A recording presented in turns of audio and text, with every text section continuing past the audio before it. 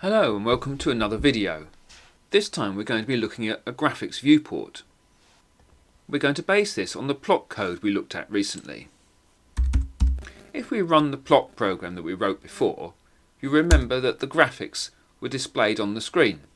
We've used some native shapes here, but it equally applies to bitmaps as well.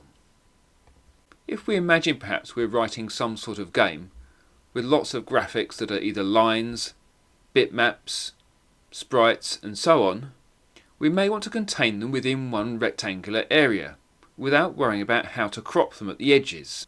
So how can we do that? Here we've got the original plot program, but I've added just a tiny bit of code.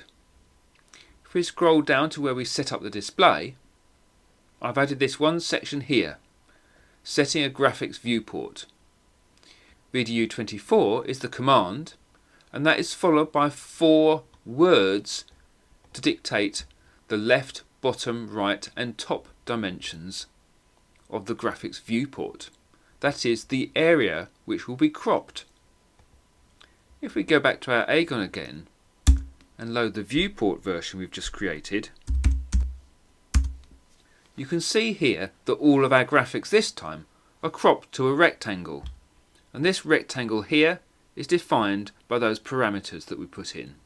I hope you might find this useful for any of the graphics programs which you might be creating.